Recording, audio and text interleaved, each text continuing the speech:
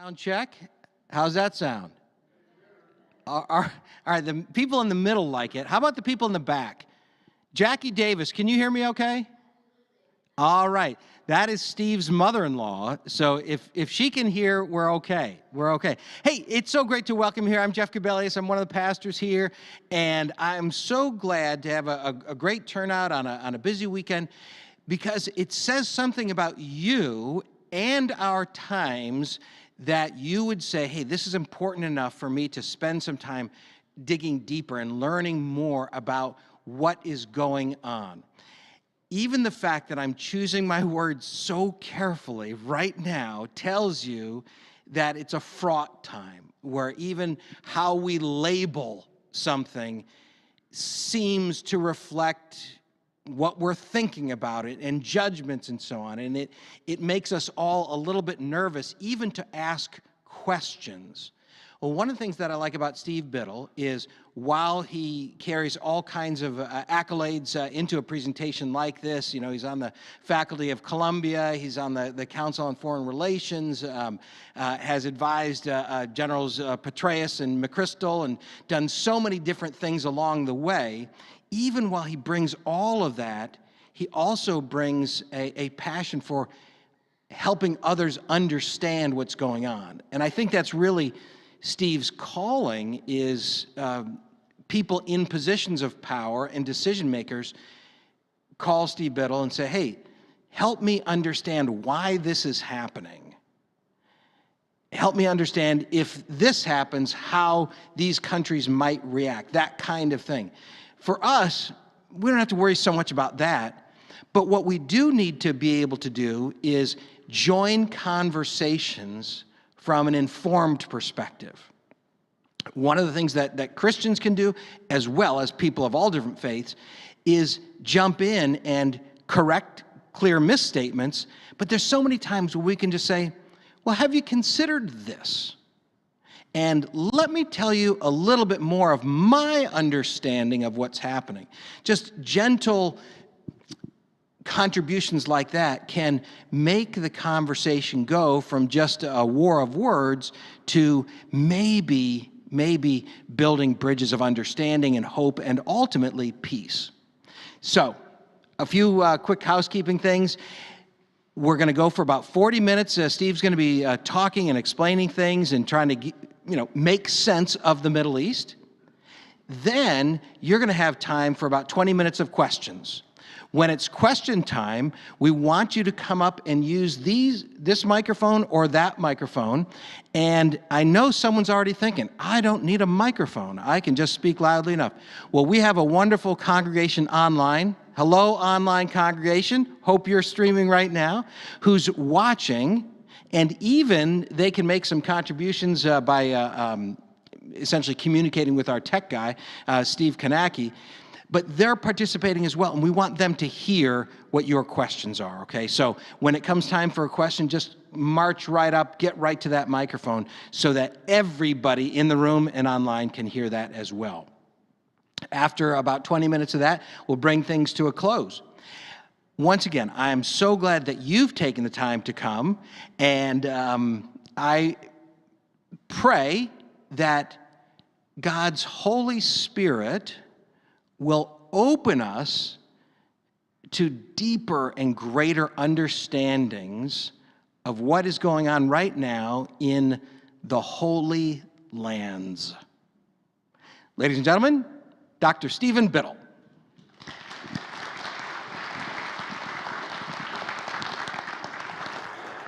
Thanks for that kind introduction, Jeff. Will you pray with me? Good and gracious God, we come to you today in troubled times. We yearn for peace, but we live in a time of war. We strive for harmony, but we live in a time of discord. We know that you want more from us. We know that you expect more from us. Be with us this afternoon as we try to sort through some of the complexities and the difficulties that get in the way of producing the outcome that you want for the world and your children in the world. Grant us the wisdom to see your will, the courage to act upon it. In Jesus' name we pray. Amen. So my mission today is to talk about the Arab-Israeli conflict. I always get the easy assignments here. Iraq, Afghanistan, Gaza. Just once, right? The next time I do one of these, I want to get the meaning of Christmas. The wise men, and were they really so wise after all? I'd like one of these times to have an easier topic. This is not an easy topic. It wouldn't have been easy to do this a year ago, 10 years ago, or 20 years ago. It's especially hard to do this afternoon because we live in a time in which after 16 years of Israeli blockade of Gaza, creating what some people have described as an open-air prison, tremendous suffering and economic difficulties for 16 years, Hamas then launched an atrocity and an outrage on October 7, in which they broke through a $1 billion Israeli security fence in something between 20 and 30 locations. Multiple thousands of Hamas fighters streamed through the gaps, overran several Israeli military bases, and proceeded systematically to murder over 1,000 innocent Israeli men, women, and children, and then carry something like 240 of them back as hostages into Gaza. This has sometimes been described as Israel's 9/11, and there are certain elements of this that are kind of 9/11-ish, but it's important to bear in mind that Israel's a small place.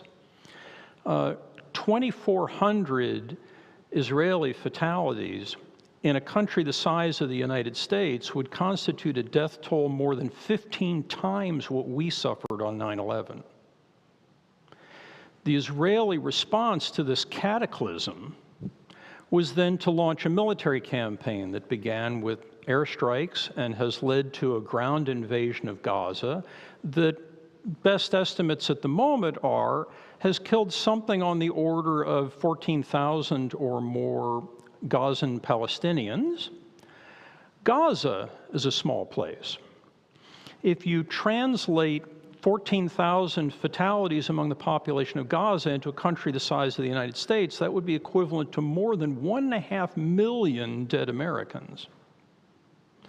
There is an enormous amount of suffering involved in this conflict for a long, long time, but in the immediate past and ongoing, given this has been a hotly controversial issue. It's hotly controversial in the region, it's hotly controversial outside the region, and it's hotly controversial in the United States, right? My own campus at Columbia has been closed more often than not since October 7 for fear that demonstrations on campus between supporters of Israel and supporters of Palestine could become violent. This has been a tremendously divisive issue worldwide, but certainly including the United States and including here in Carlisle. So it makes sense, I think, given all that, to spend some time trying to sort out what should we make of all this. Just in general, right, as citizens of a democracy where our opinions and thoughts and actions and choices matter, but also specifically as Christians and as a thoughtful community of faith that is trying to understand what does God want for this situation.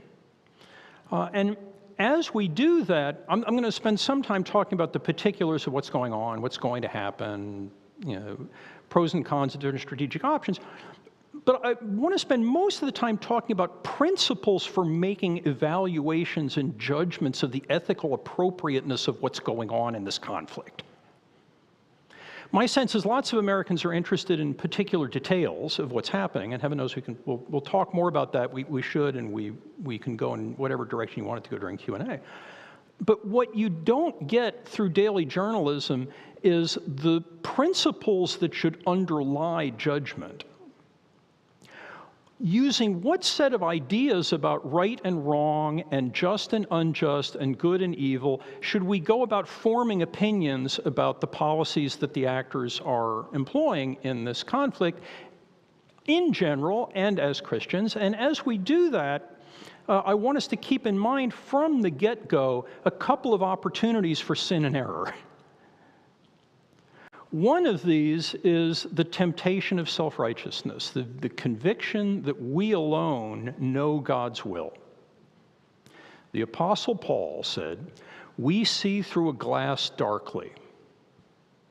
Any of our understanding of God's will is imperfect, and we come to our attempt to understand God's will as morally complicated people in which the temptation for self-interest and sinful behavior is with all of us all the time. Reinhold Niebuhr famously observed that the line between good and evil runs through the individual human heart. So what all of that means, I think, is that an important degree of humility is in order. Now, we college professors are known for humility. Anyway, but a fundamental element of the Presbyterian denomination, right? One of the reasons why I am a proud Presbyterian is because Presbyterians are ever aware of the potential of human sin, and we solve this problem with committees. When in doubt, have a committee. And this is essentially a committee, and the point of committees in the Presbyterian faith is, given the tendency of all of us to misunderstand, given the temptation of all of us to sin, we come together as a group and we deliberate collectively. And we try and allow one person's error to be balanced by another person's insight, and we come, we hope, to greater understanding. So our mission today as a committee, an ad hoc committee, is to come to greater understanding of this situation. And as we do that, I'm going to start by talking about Christian thinking about peace, war, and justice in general. Some of you have heard me do that in this sanctuary before. My apologies in advance to those of you who have heard it before, but perhaps a reminder might be worthwhile. I'll then spend a little bit of time talking about some other basic issues of ethical philosophy that obtain to understanding war and peace that aren't specifically Christian in nature. I'll apply those to what's going on in this conflict, and then we'll spend some time talking about where the thing is going from here and where it should go from here in light of perhaps a more informed way of thinking about justice and injustice. So, the Christian faith has several millennia of thinking about war and peace, and there are several different traditions for understanding justice and injustice in this context within the faith. The first one, of course, is pacifism. Plenty of scriptural basis for the view that war is never appropriate and differences between humans should be resolved peacefully.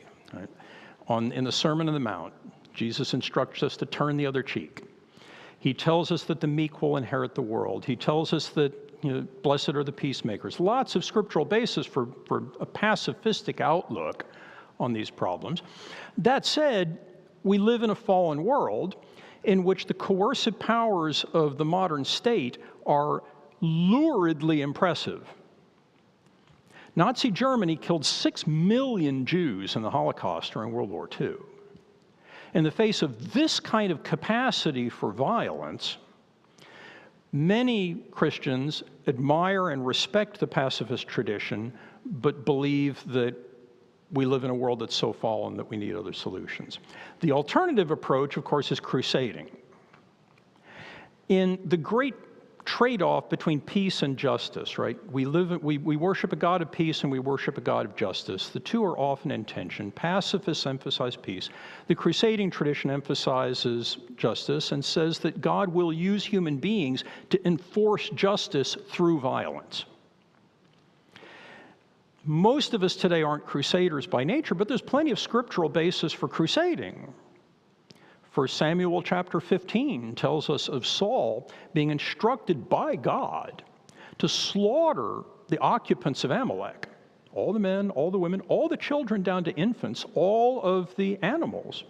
And Saul is then punished for failing to carry out that instruction literally. So many people look at the Quran and point out particular verses in the Quran in which believers are instructed to be violent towards non-believers, but there are elements of that in the scripture of all three of the monotheistic faiths. That said, very few of us today are crusaders. Today, most Christians come to issues of war and peace through a body of ideas referred to as just war theory, which came out of the problem of defending the Christianized Roman Empire against invasion in the first couple of centuries after the death of Christ, and subsequently became codified as the basis of international law on the conduct of war, thanks to Hugo Grotius, famous Dutch jurist of the early 17th century. The basic idea in just war theory and how it can be applied to situations like Gaza, right, is in a fallen world, violence is sometimes necessary to achieve justice, but we should limit its application to the greatest degree possible. And the way you go about limiting its application is through one set of ideas that's called jus ad bellum, the justice of the decision to go to war, and a body of ideas called jus in bello, the justice of the way you would conduct a war once you're in it. So the central idea of jus ad bellum is that the cause must be just. It's typically understood to mean self-defense rather than wars of aggression. The intent must be just. You must be waging war to avert a wrong rather than to seek gain. War must be the last resort. You don't turn to it first. And especially, there must be a reasonable prospect of success. Not often an issue people talk about when they're thinking about justice and right and wrong. But if you're trying to limit violence in the pursuit of justice, the last thing you want to do is shed human blood to no purpose. So pointless bloodshed that can't succeed is also unjust. Jus in bello is mostly about protecting non-combatant civilians.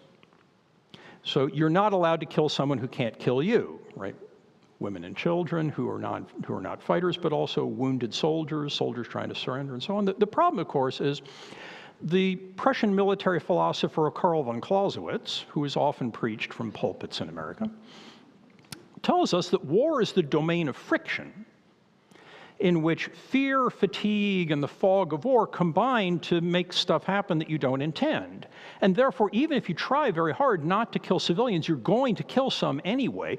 If you care about right and wrong, and you know that if you're going to use war at all because you think it's necessary occasionally to pursue justice, how then do we understand this business of when civilians get killed? And what just war theory does is it comes up with the doctrine called double effect. And it says, the killing of civilians in war is justified only when it is an unintended side effect, a double effect, of an otherwise legal use of force. And among the things that make a use of force otherwise legal is it has to be proportional. Right? I may, in an act of rage, decide I want to exterminate the population of Gaza City. That's disproportional to the harm that could be averted by doing so, and therefore it's impermissible under the doctrine of double effect. The last couple of principles I want to talk about before I apply all this to Gaza are two other ideas about right and wrong in this context. And the first is, anytime we refer to a population as the same as a couple of individuals, we are engaging in an act of bigotry. All Palestinians are not Hamas. In fact, at the moment, about 40% of Gazans polled in the last poll I saw either strongly or somewhat disagree with Hamas, and 70% of Gazans polled as recently as this last July want Hamas to disarm and for the Palestinian Authority to rule Gaza. All Gazan Palestinians are not Hamas. All Israelis are not Benjamin Netanyahu. Current best assessments I've seen by those who study Israeli domestic politics are that if an election was held tomorrow morning, Netanyahu would be thrown out of office by a landslide. His policies were very controversial even before October 7th. There is a significant body of opinion among Israeli Jews that opposes Israel's policies in Gaza and on the West Bank. To assume that all Israelis are settler representatives in the coalition government that Benjamin Netanyahu now leads is also bigotry. Last principle, and then on to the particulars. This one you all heard about in kindergarten. Two wrongs don't make a right. Right? Little Johnny took my toy. I am not justified in taking his toy in exchange. Right? This is not graduate level ethical philosophy. But what that implies in this situation is you may disagree with the Israeli occupation of the West Bank and Gaza, and you may disagree with the Israeli blockade of Gaza. That does not justify what happened on October 7th. A wrong visited by Israel and the people of Gaza does not justify a wrong by Hamas against the people of Israel. Two wrongs don't make a right. You may believe, as I do, that what Hamas did on October 7 was horrendous. That does not justify indiscriminate use of violence by Israel afterwards. Israel is still bound by just war theory. Israel is still bound by the law of war, no matter how atrocious the events of October 7, because two wrongs don't make a right. So, given all of that context, then, let's walk through how some of this works out with what's going on right now. And we'll start with jus in bello and the whole problem of combatant immunity and what happened on October 7 and afterwards. And one of the unusual features of the October 7 attacks is this was an unambiguous, straightforward, clear violation of the laws of war and clear violation of the terms of just war theory. Usually, these are hard calls to make. More on this in a minute when we get to the Israel Defense Force. October 7 was not ambiguous. This was explicitly intended murder of non-combatants in which the people doing the killing knew they were non-combatants, sought them out as non-combatants, and killed them in the greatest numbers they could manage. Right? Easy ethical call. Obvious gross violation of jus in bello. So what about the Israeli response? And the problem with the Israeli response is the problem we normally get when we try to evaluate the law of war in the context of military operations, which is because war is subject to friction, and because war is subject to fog, it's very hard to know whether the terms of international law have been met or not met. October 7 is unusually straightforward. The rest of the war, absolutely not. Consider, for example, the two much talked about hospital attacks in the course of this war. The first one against the Palestinian hospital at Al-Shifa, in which the immediate press reporting after an explosion takes place at the hospital last October is this was an Israeli airstrike on a protected site where there were nothing but non-combatants, and this was an unambiguous violation of the law of war. Subsequent investigation by, among other things, Western journalists have now made it increasingly probable that what actually happened at Al-Shifa was a Palestinian Islamic Jihad rocket that was aimed at Israel, malfunctioned and came down within Gaza, and happened to come down on the grounds of this hospital. Hamas and Palestinian Islamic Jihad have fired somewhere between 3,000 and 5,000 rockets at Israel since October 7. Many of these rockets are homemade in Gaza. About 2/3 of them have been smuggled in. About 1/3 of them are homemade.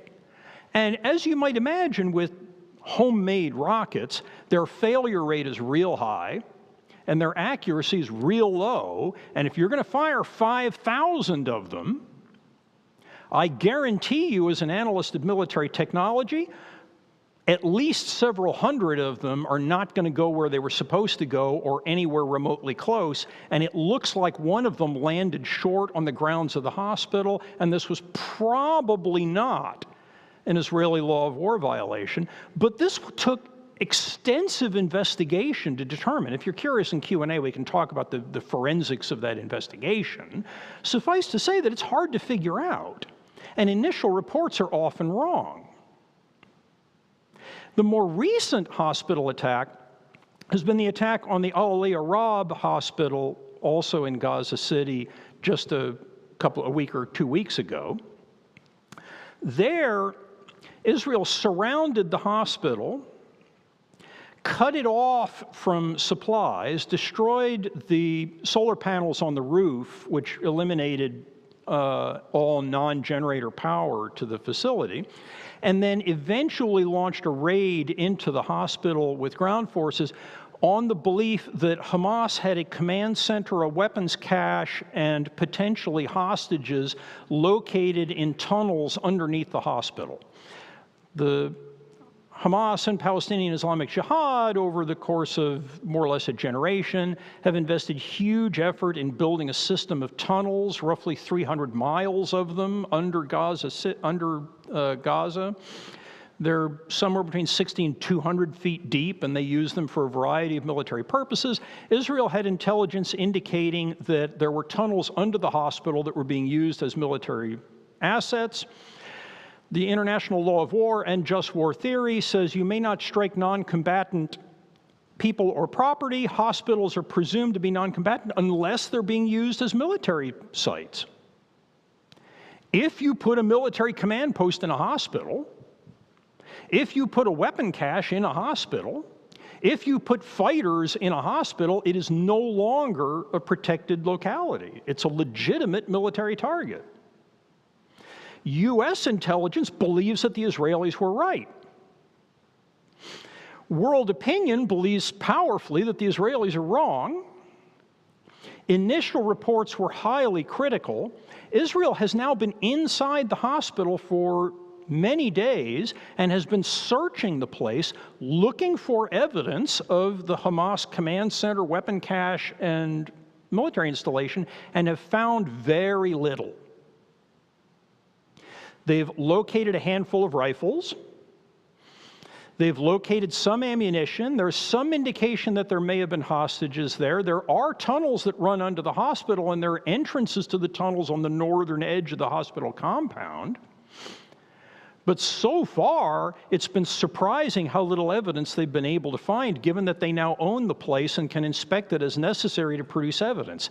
If there were radios, if there were hundreds of rounds of ammunition, if there were weapons stocks we would now, I suspect, know about it. These things haven't been discovered. It's plausible to me that Hamas wanted Israel to think it was there, that it might have been there for a while at some time. Again, these tunnels are all over Gaza. The odds that there would be none that just happened to run under the hospital are low.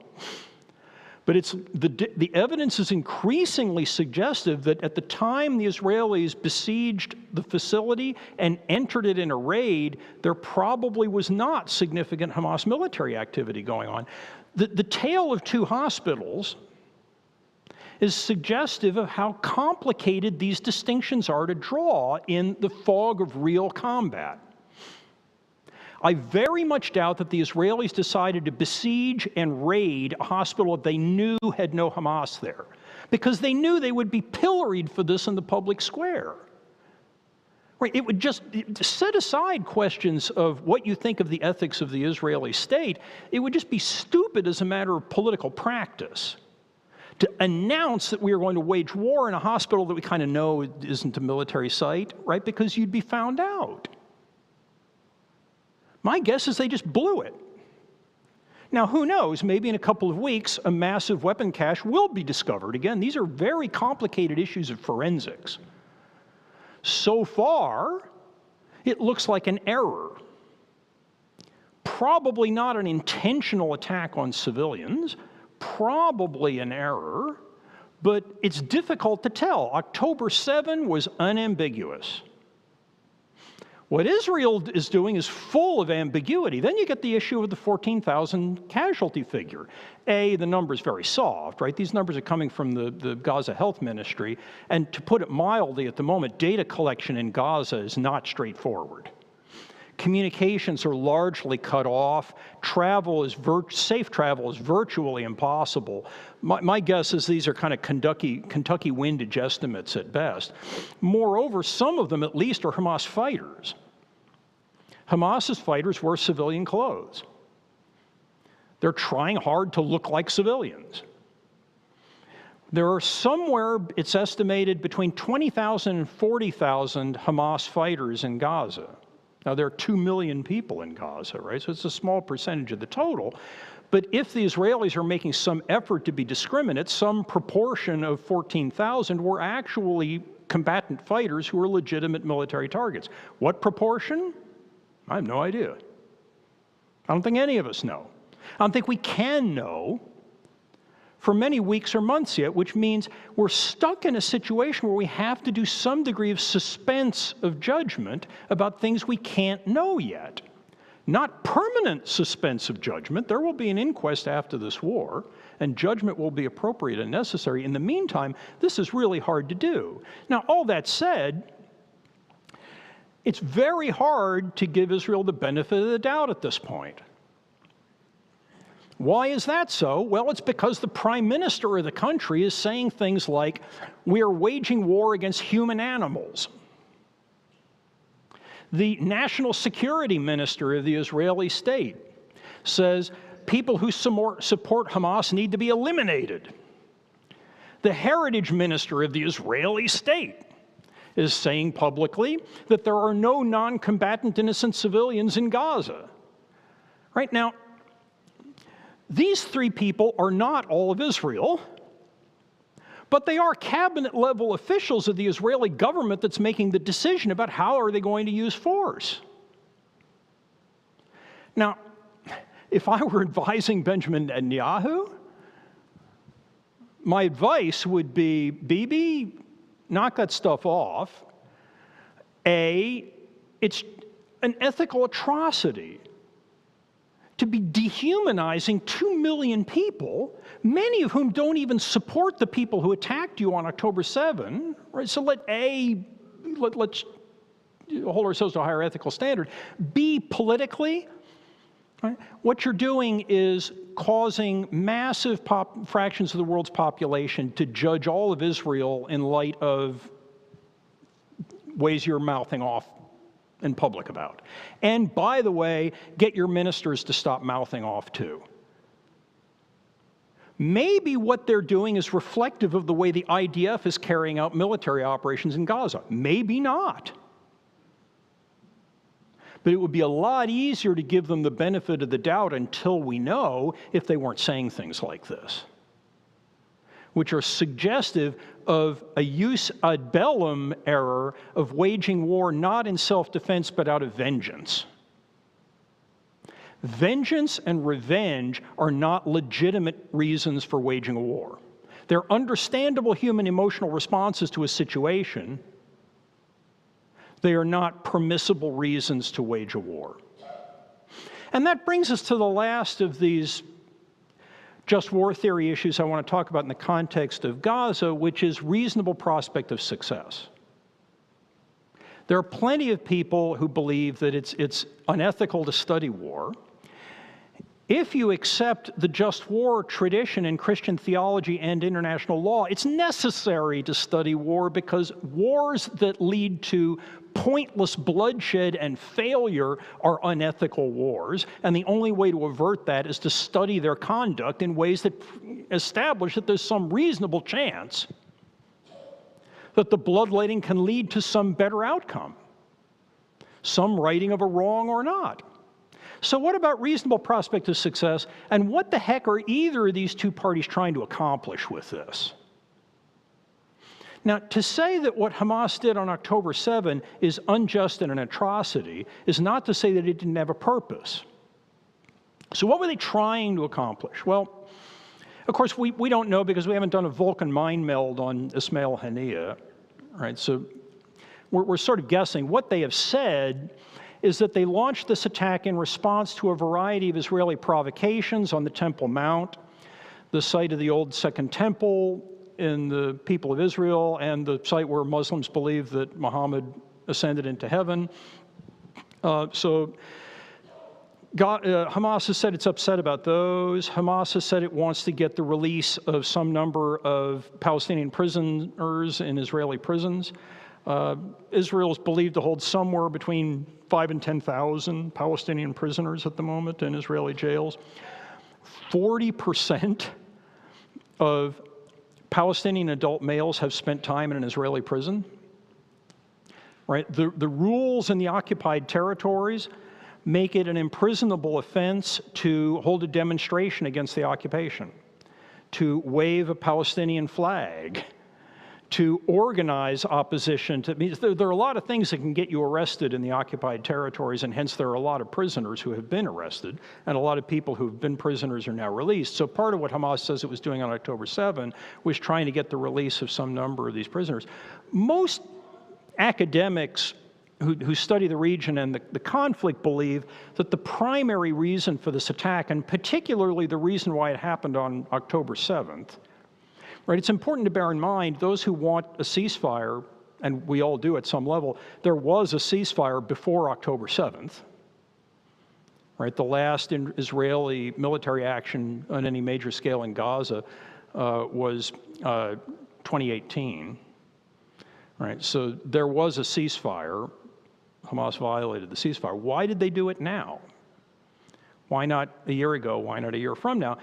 And the usual argument there is they were trying to blow up an ongoing rapprochement between Israel and the Arab world generally, but especially between Israel and Saudi Arabia. So U.S. diplomacy, all the way back into the Trump administration, has been trying to midwife an additional series of recognitions and treaty signings between Israel and Arab states in the region. So Egypt signed a peace treaty with Israel.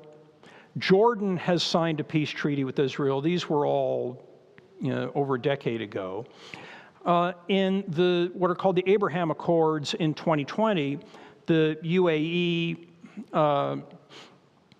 and who was the other Abraham Accord signatory other than the UAE? The two other signatories signed on for peace treaties in which they recognized the Israeli state, accepted its existence, and normalized diplomatic relations. And there have been negotiations ongoing with Saudi Arabia for many, many months now to add them to the list, in which the United States would provide security guarantees to the Saudis.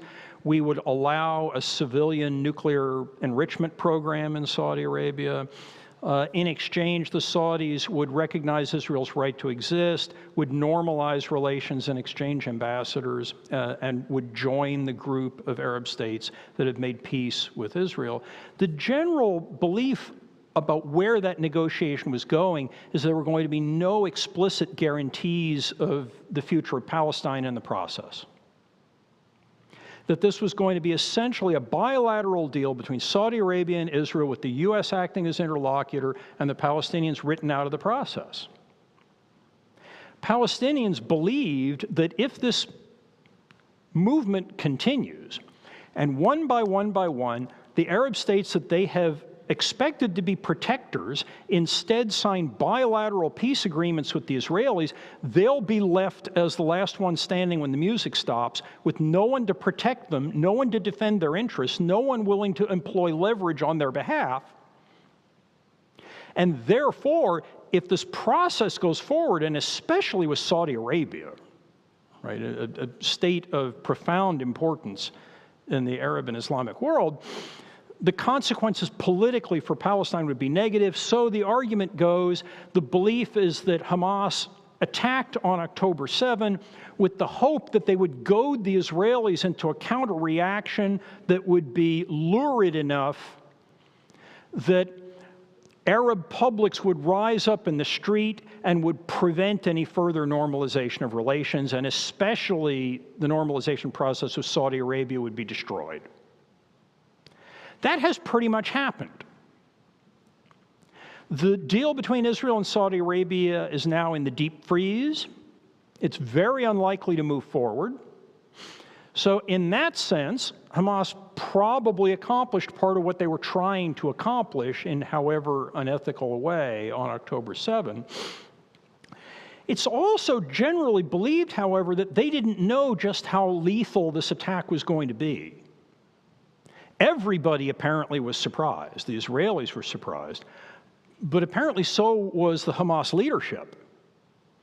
They didn't expect they were going to get a death toll of 2,400 and fully 240 hostages. They apparently were expecting something smaller than that and a much harder military problem in breaching the security barrier and getting access to southern Israel.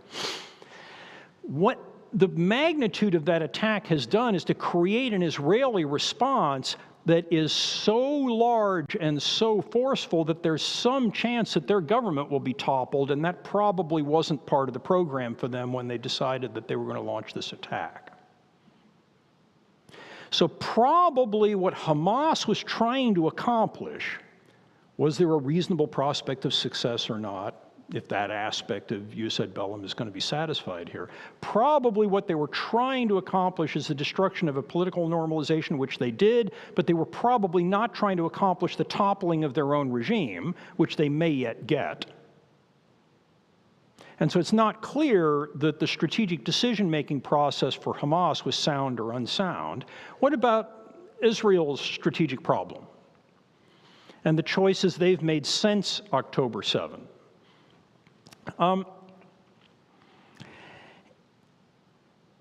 To broadcast the bottom line a little bit early, it's very, very hard to see an acceptable, tolerable outcome to this for Israel at this point. It's possible for wars to leave both sides worse off. And this one is a distinctly likely prospect for that. So if Israel wishes to do so, and if they are willing to continue waging war in Gaza long enough in the face of worldwide political opposition to what they're doing, those are open questions. But militarily, if they want to, they can topple the Hamas government in Gaza. Right? There's no way to escape Gaza. Hamas's senior leadership is in exile outside the country, mostly in Qatar, but to actually rule Gaza, they require a local government, a local administration, a local military command. All those things can't escape Gaza, right? They may have been able to breach the fence on October 7. They're not breaching it now. And therefore, if Israel is willing to stay at this, it will be an extraordinarily difficult, extraordinarily destructive campaign in which Israel will take a significant number of military casualties, but if they are willing to do it long enough, they can kill or capture enough of the Hamas leadership that Hamas will not be able to govern the place anymore. But then what? Right? The standard problem everybody's worried about in this conflict is not, can Israel kill or capture most of the Hamas leadership? They can eventually do that. It's, so what? So there are basically three options they have for the so what part. One is they can return to their prior strategy, what was called mowing the lawn. So before October 7, the pattern in Gaza over the last 16 years has been every couple of years, Hamas or Palestinian Islamic Jihad or some other militant group within Gaza launches some rockets at Israel, or occasionally does a shallow cross-border raid that might capture a couple of Israeli soldiers. Israel responds by striking Gaza, usually with airstrikes, twice with shallow ground force invasions. And the belief in those operations is they will impose enough pain on Hamas and its leadership that Hamas will then stop launching rockets and not do any more cross-border raids for a few years until eventually they decide things have been too quiet too long, we're at risk of no longer being seen as the true defenders of Palestinian rights, and you get another attack, Israel responds again. And because you do this from time to time and the grass grows in the meantime, the Israelis refer to this policy as mowing the lawn. So one possibility is they're mowing the lawn lower than usual this time, but they're going to turn off the lawnmower eventually, go home, the grass will rise up, there will be another attack, rinse and repeat. And the problem with that policy at this point is it was one thing when Hamas was launching a few hundred rockets at southern Israel. It's another thing when they killed 2,400 people and took 240 hostages, right? The willingness of Israelis to repeat this process every few years right now is zero. And it's understandably zero. Southern and northern Israel are depopulated right now. The population has fled. These are controlled military zones. Hundreds of thousands of Israelis are living with relatives or in hotels in central Israel because they can't go back to their homes. They're now going to move back afterwards until the next time Hamas does this? So more mowing the lawn doesn't look real great, but that's one. Second option is reoccupation. Right? So we're not going to mow the lawn and leave. We're going to destroy Hamas and then occupy the place with military force majeure in a way that will let us control what happens, in a way that we can make it guarantee that we're going to prevent October 7 again. We've seen this movie before, right? Israel occupied Gaza until 2005. And the casualty rate they were suffering against guerrilla attack against the occupation force and the cost of it were so high that Israel eventually withdrew. And surely if they reoccupy, there's going to be an insurgency. That insurgency will kill Israelis. It takes a huge number of people militarily to carry out the occupation. Israel is a small place, doesn't have a huge military. So they could reoccupy, but in all likelihood, that'll last a few years and get withdrawn, and then you're eventually going to get another October 7. That option doesn't look very good. That leaves the third option, which is regime transformation. Topple Hamas and replace it with something else that is viable, that can realize the natural aspirations of the Palestinian people for political self-expression, economic growth, and prevent a future October 7 by removing the rationale for it in opposition to Israeli policies. And that briefs well, but who exactly is this going to be?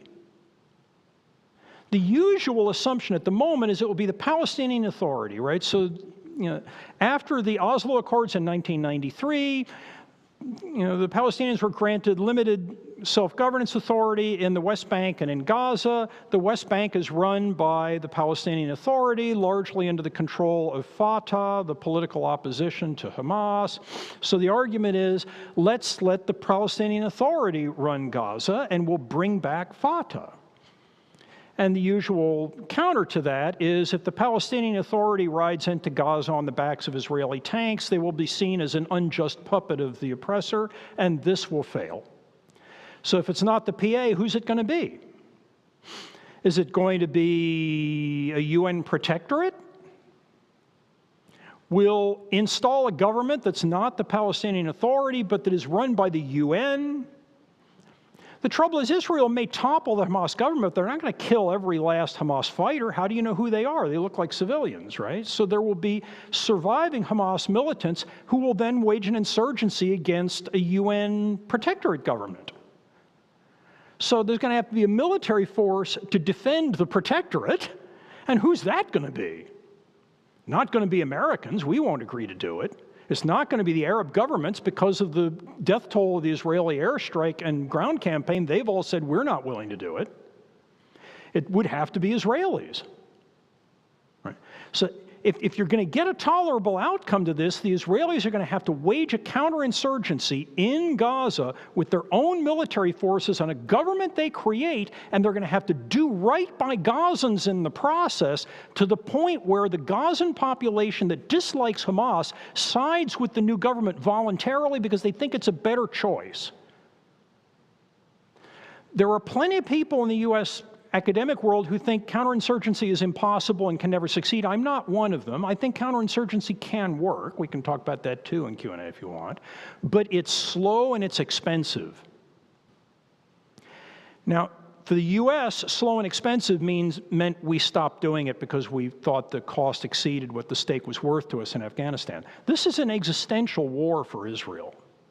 More October 7ths in Israel eventually mean the extinction of Israel as we understand it today.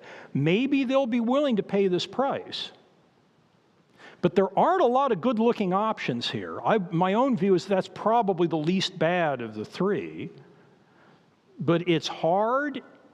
There's a blood toll to be paid. It's expensive, and it takes a long time, and it's not clear whether Israelis are going to be willing to do that. If they are not, there are more October 7s coming.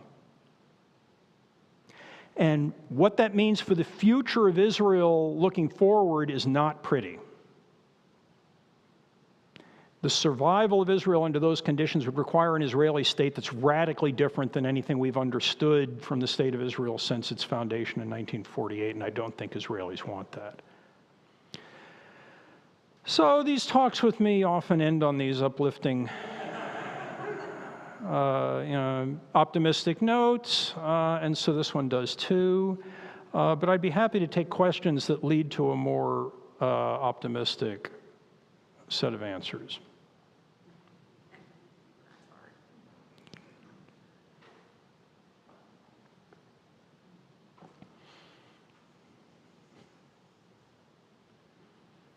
What do you think the chances are of the international community encouraging, demanding, however they would do it, a two-state solution? Because in my mind, that's the only darn thing that's going to stand any chance of working. Yeah, the third of those options I talked about amounts to the particular implementation of the two-state strategy for the region, right? So the two-state solution is there will be separate Jewish states in Israel and Arab state of Palestine, and they will live together in peace. That has been U.S. policy explicitly at least since the Camp David Accords in the 1970s. It was the original philosophy in UN Resolution 181 that created the State of Israel, right? There was supposed to be a Jewish homeland and a Palestinian homeland, and they were both to be states. Now, that two-state approach basically died in the Second Intifada in the 1990s. There have been two of these waves of popular uprisings against the Israeli occupation in Gaza and the West Bank. The first Intifada in the 1980s and the second Intifada in the 1990s. And after the second Intifada, which was a lot more violent than the first one, the Israeli left wing essentially ebbed away politically within Israel. The right wing rose to power. A central view of the Israeli right wing is that the two-state solution is nothing more than provision of a guaranteed terrorist threat on our border. And they have opposed it. And because Israel just plain opposes it, and because large fractions of the Palestinian population oppose it, it's been dead in the water ever since the 1990s. It continues to be U.S. government policy. Right? The policy of the U.S. government is there should be a two-state solution. There should be a Palestinian state and an Israeli state. No American diplomat has thought there was a snowball's chance in very warm places of this actually happening. But it has been our policy. It would be my preference. The third option I talked about, again, amounts to a particular implementation of the two-state solution. And you could imagine that the political earthquake of October 7 might change Israeli politics in a way that makes possible things that have been impossible for over a decade now, a viable two-state solution strategy. So far, the indications are the opposite. Right? My friends in Israeli academia are telling me that if the two-state solution was on life support before October 7, it's brain dead now, because Israelis are enraged. The last thing most Israelis want after October 7 is to make Gaza a state.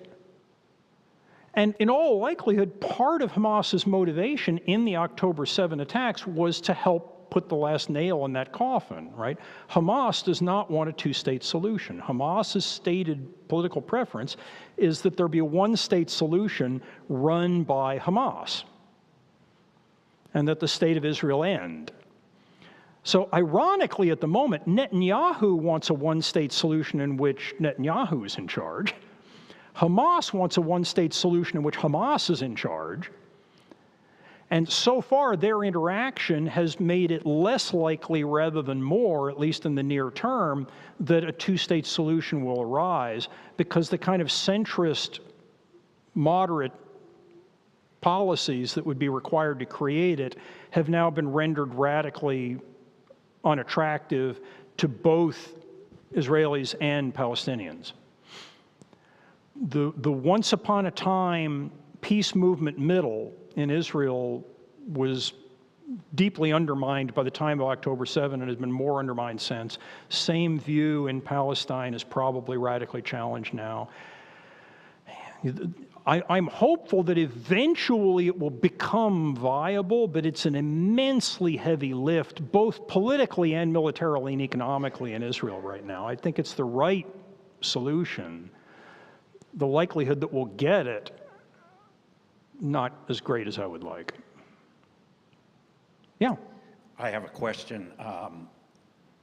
I saw that the presidential advisor on foreign relations for Israel, Dr. Kolb, I think was his name, asserts that 93% of the Gazan military budget comes from Iran.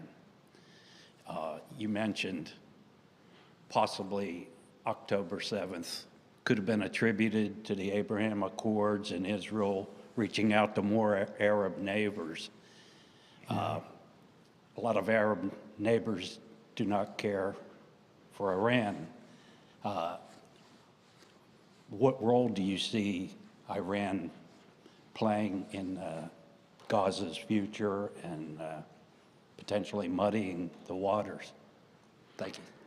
Yeah, I mean, certainly Palestinian interests are not served by an Israeli-Saudi rapprochement, and Iranian interests are not served by an Israeli-Saudi rapprochement, right? The Iranians and the Saudis have been waging a proxy war in the region for over a decade now, and they were hostile to each other long before the shooting part started. And there's been a lot of belief in the United States that the Iranians are actually behind this.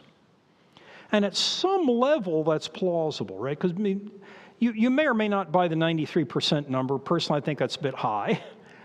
Qatar also provides a lot of money to Gaza, right? And you know, there's not a lot of love lost between Qatar and the Iranians.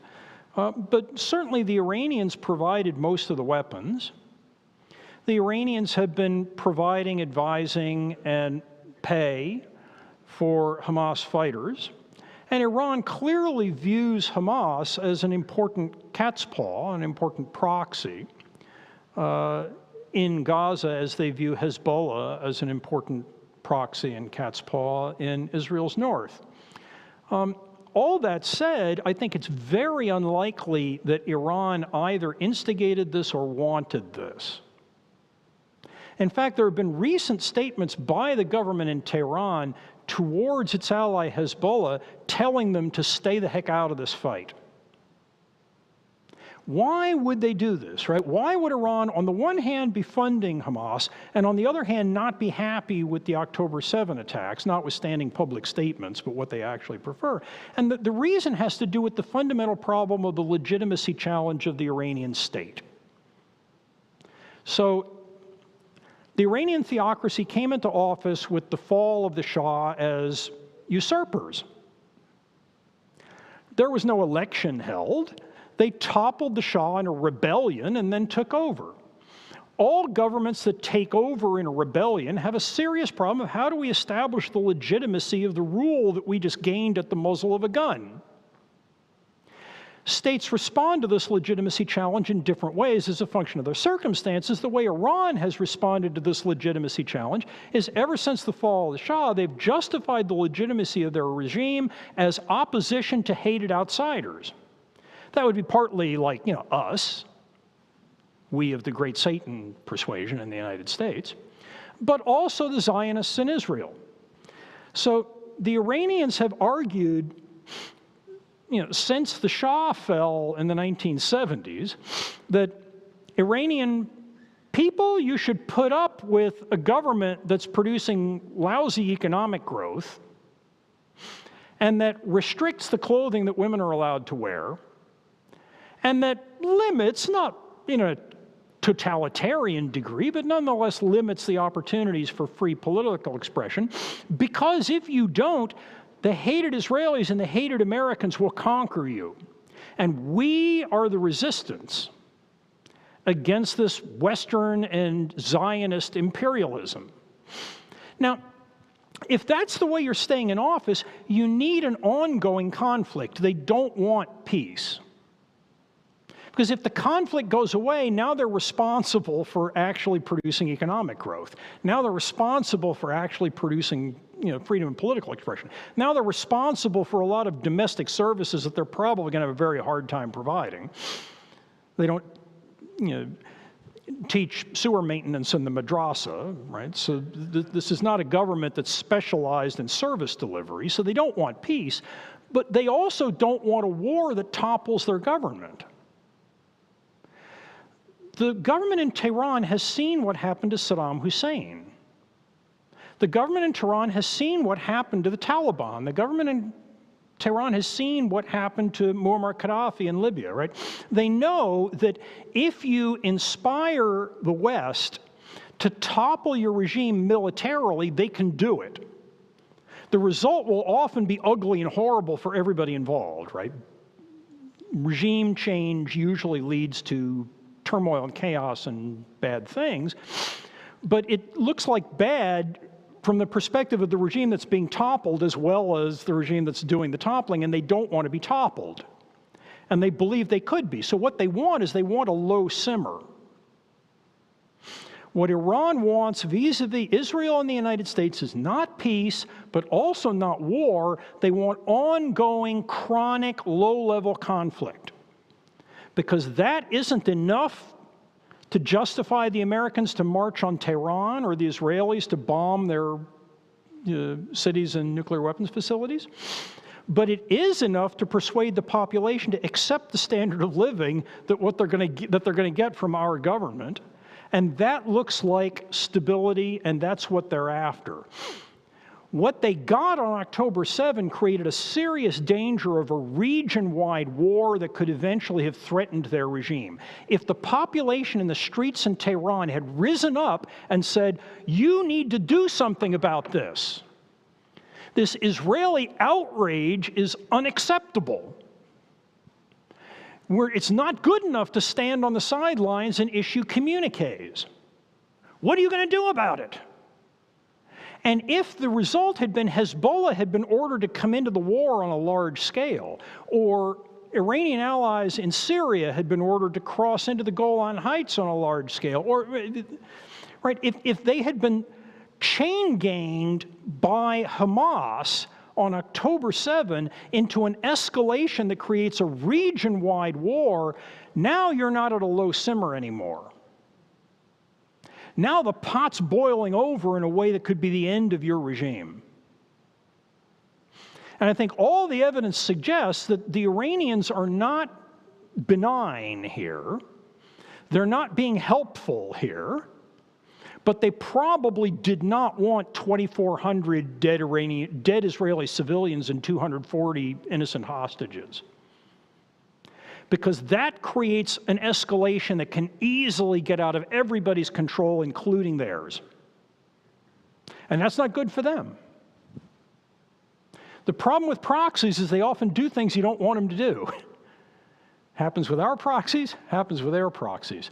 My view is that's the story with Iran and Hamas on October 7. But of course, again, this is all hopefully educated guesswork, but nonetheless guesswork.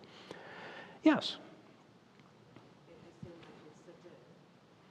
Relief to hear a very nuanced and thoughtful view on the whole situation. I've been hungry to hear that. In the interest of helping people sort of turn down the temperature in their own conversations, I was wondering if there's a commonly accepted definition or perhaps an international law when we use the term genocide. In some quarters, people are very quick to be calling what Israel is doing genocide. In other quarters, people are saying you don't announce for people to evacuate to one area before you commit a genocide. It's only Hamas, it's not the Palestinian people, and the word's being thrown around a lot. So I would love to know if there's some kind of common understanding that we could look at. And my second question is, why do you think the United States and other countries sort of turn the other way when Israel began building settlements in areas that were clearly by law and by treaty forbidden? Yeah, two very important questions. So starting with genocide, there are a couple of terms that get thrown around a lot in this conflict that have a specific legal meaning, and almost nobody is using them that way. One is genocide and the other is apartheid. There is international law on both of those issues. Genocide is an acknowledged crime against humanity, so is apartheid. Apartheid has never been adjudicated in a court for any case. Therefore, there's no established case law for what exactly the definition means and who's guilty and who's not. The problem with genocide is, my sense is that the international law on genocide is, like a lot of international law, vague and ambiguous in terms and definitions in ways that make effective prosecution very difficult. So part of the legal definition of genocide in international law is an attempt to extinguish a community. Is Israel trying to extinguish a community? Or they're trying to literally do away with Palestinian Arabia? Does this look like the Holocaust, where the Nazis clearly intended, I mean, the genocide law is derived from the experience of the Holocaust. Like Nazi Germany, is the state of Israel trying to do away with this ethnic group? Almost certainly not. Right? I mean, whether some Israelis want that or not is an empirical question, right? But the state of Israel's policies have not plausibly been capable of extinguishing this community. So, I mean, it's not the Holocaust. What is it then, and is it enough? And the problem there is this huge gray zone between an unambiguous genocide like the Holocaust or like Rwanda, right, where there was an attempt literally to extinguish or evict an entire ethnic group, and just, Orthodox war making. Probably we're somewhere in between. Now, partly because the term is ambiguous in actual application, and partly because Israel isn't a party to the International Criminal Court, and therefore isn't bound by judgments, and therefore is unlikely to be prosecuted, my guess is we're not going to get a legal adjudication. Similarly with apartheid, which you didn't bring up, but others have in the same context, right? So lots of people refer to Israel as an apartheid state. There is a law, there is international law defining what the crime of apartheid is. I'm not a big fan of the wording of that law because I think it cheapens the term, right? The term became common as a result of the behavior of the South African government towards South African blacks, which was luridly and extraordinarily oppressive. There is a tremendous amount of discrimination in Israel towards Israeli Arab citizens, of which there are 2 million, by the way, right? 20% roughly of the population of Israel are Arabs, and they are citizens, and they have legal rights. Some of them serve on the Supreme Court. Lots of them are doctors. But they are subject to discrimination, not unlike the way African Americans in the United States are subject to discrimination. And as a result, their economic performance as a whole is radically retarded. Their property ownership is restricted. They're about 20% of the population. They own about 3% of the land. Right? So there's a lot of discrimination in Israel towards Arabs, either in the occupied territories or within Israel per se. This is not like South Africa, though. There are differences of degree that we're responsible for observing. It's not a 1-0 phenomenon. There are degrees of discrimination. And the degree of discrimination in Israel, while serious and while an important moral challenge for Israelis to overcome, does not look like South Africa. And the problem with the law on apartheid is not only is the wording all at least as vague as for the Genocide Convention, there have been no cases tried, and therefore there's no case law for it. Now, you also raised the problem of the settlements. So in the long and tortured history of the two-state solution, since it was originally proposed, either in UN Resolution 181 that ended the British occupation and what was supposedly created two states, to the Camp David Accords, to the Oslo process, to all the rest. One of the central barriers to achievement of the two-state outcome that has long been the official policy of the U.S. government to obtain are the settlements and the settlers, right? So the Israeli right wing believes that the West Bank, what they call Judea and Samaria, is land given to them by God and not the right of the Israeli government to interfere with. And to establish control over this area that legally is not theirs, land that they legally do not own, land that international law does not allocate to the state of Israel, but views Israel as a temporary occupier with responsibilities to the occupied that are entailed by that status. The view of the settler community is to overturn all of that, we need to create facts on the ground. And we have a high birth rate, and Israel is a small, crowded place. For all these reasons, their strategy, basically since 1948, has been create facts on the ground by establishing communities, building homes, creating neighborhoods in a way that will be impossible for the Israeli state or the international system or anybody else to evict you from.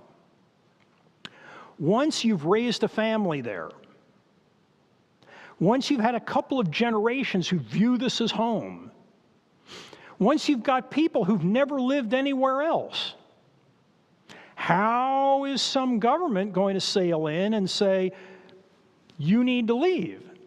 Now, obviously that can happen, right? In the Nakba, the eviction of 700 to 800,000 Arabs from the area that is Palestine after the 1948 war, obviously you can uproot people, but it's not easy.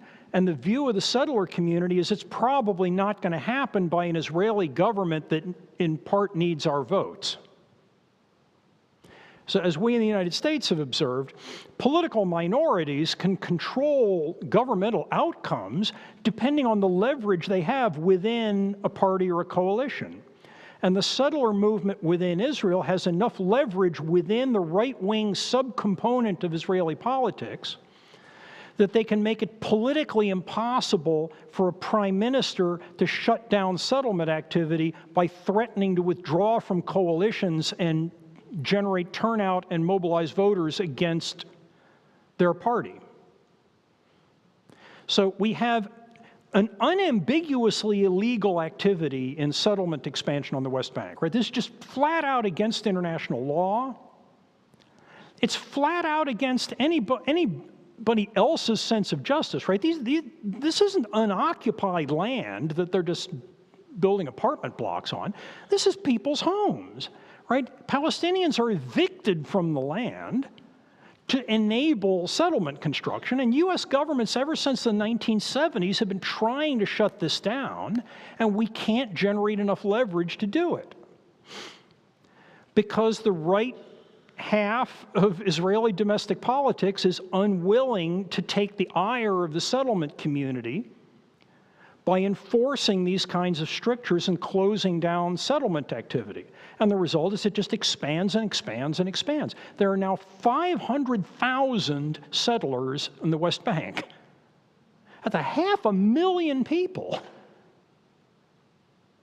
If you're going to do what the U.S. government has been trying to do like for a million years, and knock that stuff off so that we can get a two-state solution in which Gaza becomes part of a Palestinian, in which the West Bank becomes part of a Palestinian state, we're going to have to do that, those 500,000 people are trying very hard to make it as politically painful as possible to kick them off that land. And so it just continues to grow. But again, if you think a two-state solution is the way forward, and you hope that October 7, horrible as it was, might be the transformational moment that enables something that politically has been impossible for 50 years, maybe it will enable a resolution of the settlements problem. But the settlers don't want it resolved that way. Netanyahu does not want it resolved that way. They want a one-state solution in which the West Bank basically becomes Jewish-Israeli. Whether you can do that and still have an Israeli state that looks like a pluralist democracy or not is a very, very open question. It looks like we have just enough time for one more quick question. Go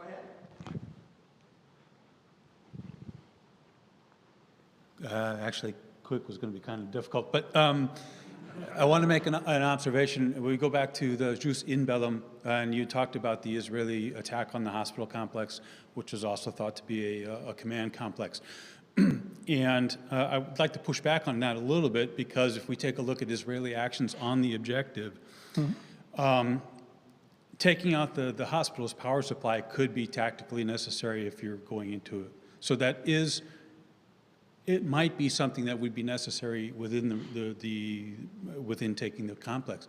However, if we go into further that, and we look at proportionality, which you've also mentioned in connection with Jus in Bellum, the Israelis, after they took the hospital, did not move through the hospital, killing the patients, the doctors, and everyone else. And from the information that I've seen, is they actually brought in medical supplies, returned power to the facility, and tried to turn it back into a hospital. So the reason I raised that is because I think it also it highlights the contrast in the two, in Hamas's and Israel's approach to Jus in Bellum. I'm going to kind of go back to the Vietnam War, because I'm thinking now with a look to the demonstrations that we're seeing here in the United States, your own institution, and also internationally, in support of Hamas, Palestine, the Palestinians as oppressed peoples, things like that. It is bringing to mind, to me, the Tet Offensive, where the North Vietnam was willing to sacrifice the Viet Cong in order to turn international opinion away from the South Vietnamese government, the U.S. and the U.S.-led campaign there. How far do you see perhaps similarities between what Hamas is doing now and what North Vietnam tried to do at that time? Thinking, of course, in terms of asymmetric warfare, the Hamas has absolutely no chance of winning a ground war against the Israelis. And as Colonel Summers heard from his Vietnamese counterpart there, when he observed that the Vietnamese had never beat us on the battlefield, his Vietnamese counterpart said that that's true, but it's also irrelevant. Are we in another situation like that now? Okay. So let me speak to the hospital issue first and the Tet Offensive analogy second. So starting with the hospital, among the many, many ambiguities and complexities here are different accounts of what happened after Israel entered the hospital. Right? So Israel has talked about medical supplies, fuel, food and water being supplied to the hospital, and what the hospital medical staff have said to journalists is that the Israelis are providing a tiny fraction of what we normally consume in keeping the place running, right? So the Israelis said that they brought in 300 gallons of fuel, and the hospital staff has said that will keep the place running for about 30 minutes. Right? And so what the Israelis are really doing is they're playing for international, and who knows, right? I mean, I don't know. I don't think any of us know. I don't think any of us are going to know until a lot more forensics have been done. Because this is a very ambiguous operation in a world in which all operations are ambiguous. The first reports of combat that reach the press are almost always wrong. And that goes for any combat action of any kind, anywhere, right? Because of the amount of fear and fog and friction that's part of combat. So I don't trust what the Gazan Health Ministry is telling me about what's going on at Al-Shifa. Neither do I trust the IDF. Because I think they're both, A, I don't know what their motives are. B, I'm pretty confident neither one of them knows the real situation completely yet. And won't, in all likelihood, for quite some time to come. And so here, right, from Carlisle, Pennsylvania, on the other side of the planet, the odds that I think we can really understand what's going on in that hospital are pretty limited. What's striking is the Al-Ali Arab hospital case, because now the consensus has just shifted so dramatically in such a short period of time as evidence has emerged, right? The initial impression was this was an Israeli attack on a non-combatant, innocent facility. Now most people believe it wasn't, and you know, I could imagine multiple flips on Al-Shifa in coming weeks. I mean, so for example, almost certainly one of the sources of intelligence that various intelligence agencies are using to figure out whether Al-Shifa was being used as a military facility were probably intercepted communications. Call me crazy. Right? If Hamas are not fools, they may or may not be just, but they're not fools, and they know how Israel gathers intelligence. And they know how the international political system is going to respond to Israeli indiscriminate use of force in Gaza. Surely part of the original plan for this whole operation was to spur indiscriminate use of violence against Palestinians by Israel for political purpose. You know, I'm just a civilian, right? What do I know about these things? But if I were Hamas, I would be generating radio traffic talking about our amazing command center under the Al-Shifa hospital. And I would put a couple of rifles down there. And I would make sure that a couple of hostages went through the tunnel. And I would make sure they're all gone by the time the Israelis actually get there. I mean, you know, this sounds Machiavellian and devious, and I'm sure it's all those things, right? But this is fairly garden variety intelligence work. And I would be surprised if Hamas weren't doing something like that, not just in Al-Shifa, but in all sorts of off-limit sites scattered around Gaza, trying to lure attacks and then making sure that there isn't going to be enough physical evidence presence of military use that the attack looks legitimate after the fact. And again, to adjudicate this is going to require things like looking at the intelligence. Right? What were the intercepts that led you to believe that this hospital was being used for military purpose? Should they have been considered credible or should they not? Were they substantiated by a second source? Was it all comm intercepts? Were they coming from the same radio? I mean, there are a bunch of investigatory techniques that frankly, I'm pretty confident Israel's going to do eventually, right? Because the opponents of Netanyahu are going to want his head on a pike. And part of doing that is an investigation that shows how incompetent the Netanyahu government has been. So I'm fairly confident this forensic work will be done. But until it's done, right, I'm just kind of guessing. And I think we're all just kind of guessing. I don't think that means that Israel was in the wrong, but I also don't think it means they were necessarily in the right. I don't think we're going to know for a while. Now, what about Tet? So, the Tet offensive is a fascinating case in a lot of ways. One of them is the Viet Cong's intention was not to change American politics. What they wanted the Tet Offensive to do was to create an uprising in South Vietnam. They thought the South Vietnamese population was going to align, rise up, throw out the Thieu regime, and they would win the war through Tet. Didn't work out that way. In fact, the Viet Cong was essentially annihilated as a military force in the course of the Tet Offensive because they went from hit-and-run Fabian guerrilla methods to a conventional urban assault on defended localities and got cut to ribbons doing it. It did change American politics, but in a way that surprised the North Vietnamese and the Viet Cong. And I'm not sure the Viet Cong would have agreed to commit ritual suicide at the gates of the American embassy in Saigon just for this, right? So I think they were surprised by what happened. But obviously what happened eventually substantially improved their cause.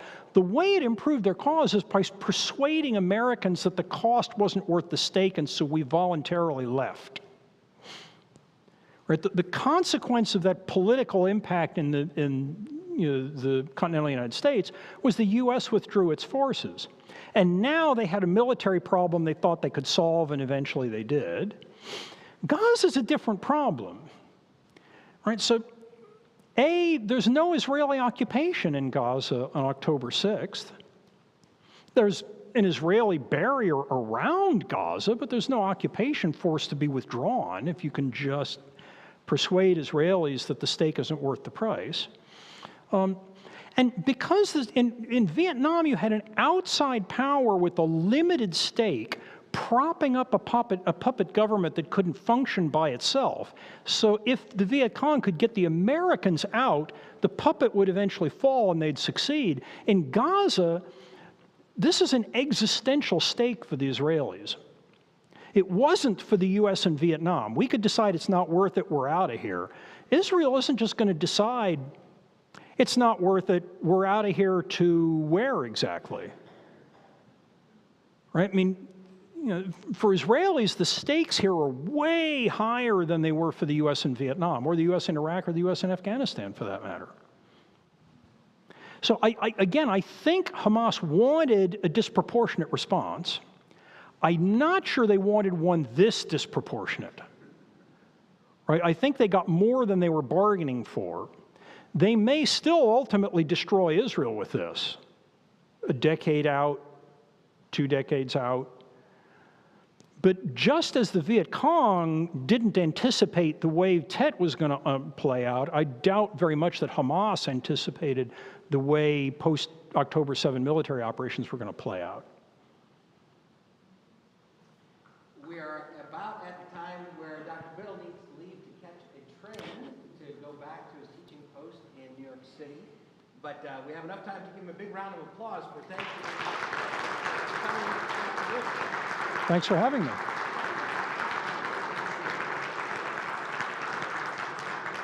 One of the things that I think about in reflecting on this is how both major parties have sought very hard to provoke disproportionate responses. Excuse me, Pastor, you have a microphone? Sure. So both major parties are trying to get the other party to blink, to respond, to fight back in a big way. And in my opinion, I'm noticing something like that happening in our own country right now, with people saying, come on, speak up, speak out, join our side. And if you don't join our side, you are a coward, you are part of the problem, you are just as bad as blank. And these words get thrown around of epithets and so on, of any evil people you can think of. And what I think this conversation doesn't need more of is 2 things. One is ignorance, and one of the things that I've heard you say a bunch of times is, we just don't know yet. We don't have all the facts in. We have some, but we have lots of unknowns. Bringing our ignorance doesn't help to an ignorant situation, nor does bringing our extreme passion. And I'm a passionate guy. I like speaking out, speaking up. But right now, passion plus ignorance equals violence, death, extremes, horrible mistakes. We can't control what others do, But we can control what we do, and perhaps what we can be as people of peace, people, bridge builders, we can say, we're going to do everything we can to be informed, and until that point, we're going to hold our passions in check. We're going to pray for peace, and we're going to work for peace right here in Carlisle. So as you're thinking, what can we do about the situation over there? It's interesting, but very little. What can we do here is build peace right in our community with our Muslim neighbors, our Jewish neighbors, our Buddhist neighbors, our Baha'i neighbors, so many different folks. We can be working on that together. So again, Dr. Biddle, thank you so much for taking the time to come. Thank you for your faith and your witness. Thank you all for coming and caring about building a better Carlisle, which will lead to a better world. God bless you. Happy Thanksgiving. We're open tomorrow, 10:30.